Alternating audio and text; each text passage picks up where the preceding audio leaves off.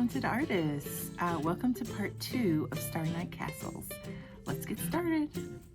You'll need a water-based marker in black, your sketched castle, a water and paintbrush.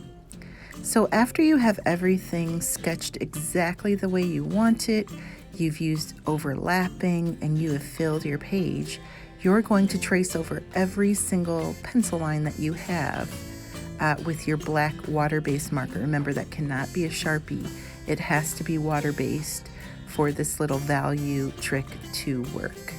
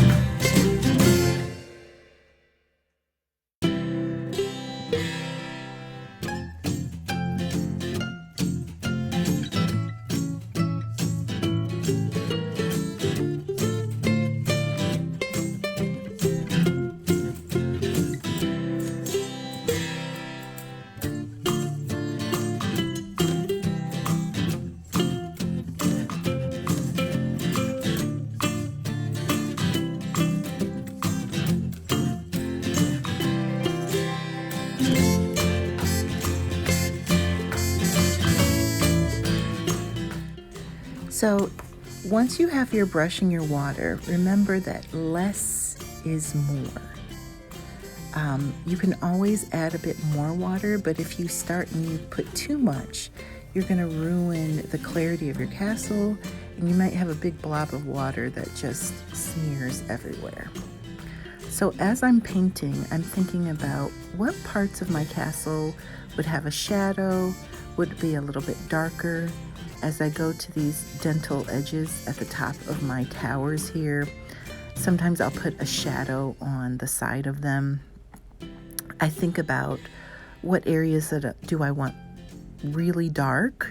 So like the tops of that cone, I painted really dark. Maybe fill in the bricks dark and leave the actual base of the tower light. So these are all things that I'm thinking about as I'm working.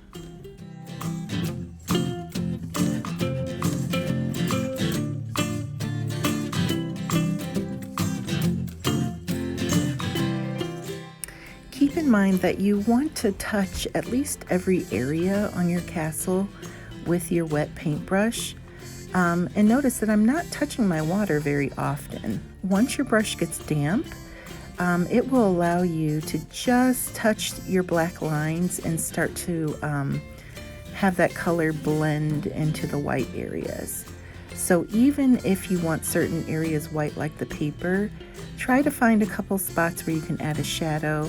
Other times you can paint in an entire tower, and that'll make it stand out from everything.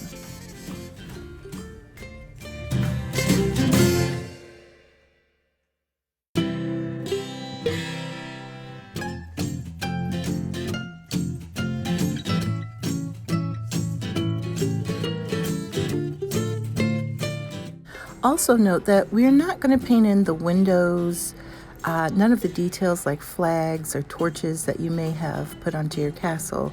We're going to leave those as opportunities to add more color to our structure. So add value everywhere, but do not paint in windows, doors, anything like that.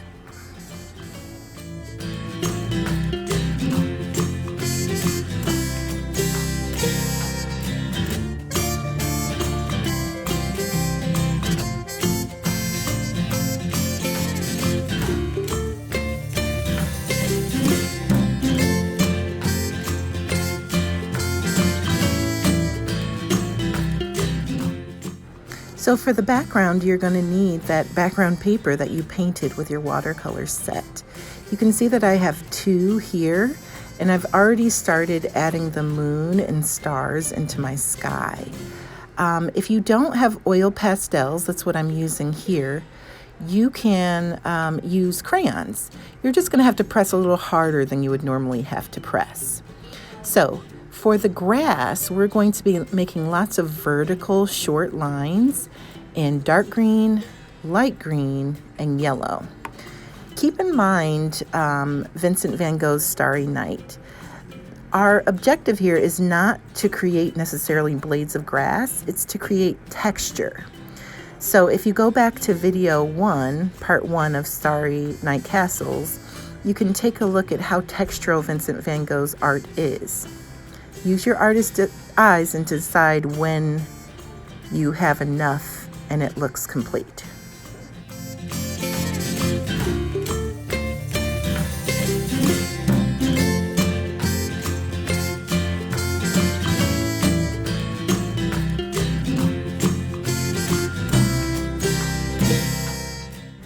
Next, we're going to add moon and stars, and you can see that I've already done this. So it is your choice as an artist, whether you do a crescent moon or a full moon, whether you make your moon white or whether you make your moon yellow, whether you make your stars yellow or you make your stars white. This is purely an artist's choice.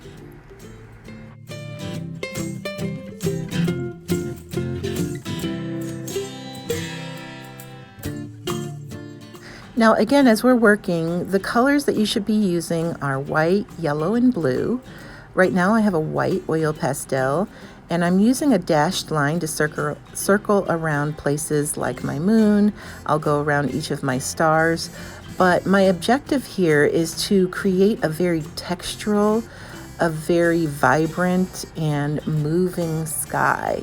So it's not necessarily about creating just lines, but it's about thinking about Vincent van Gogh's artwork and pretend like each one of these dashes that you put on your artwork would be like a paint stroke that Vincent van Gogh would create.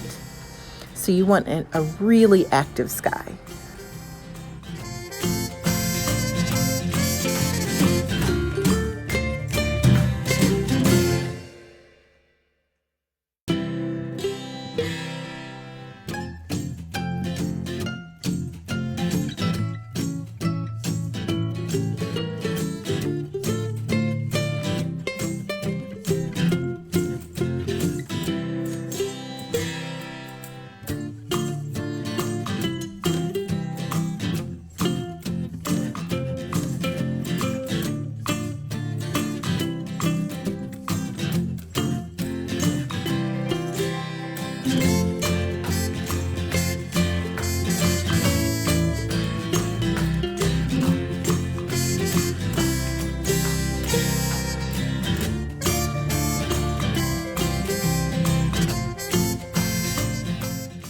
Please make sure before you add color to your flags and banners and windows that your castle is completely dry.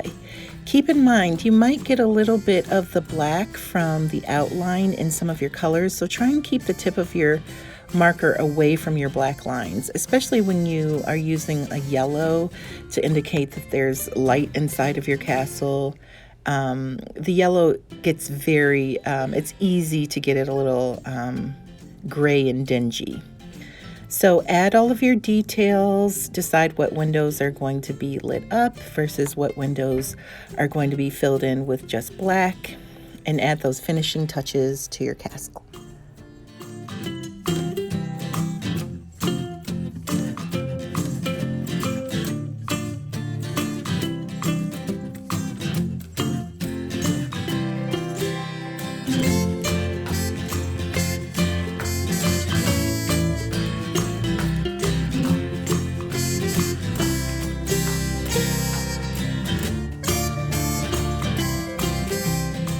Once all of your details are filled in with color, it's time to cut.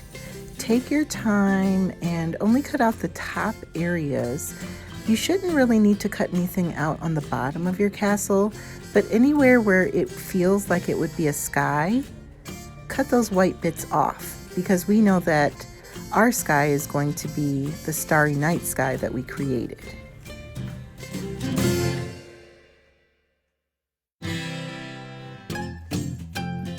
So once you have your sky and your castle ready to be put together, kind of wiggle it around to make sure that you like the placement.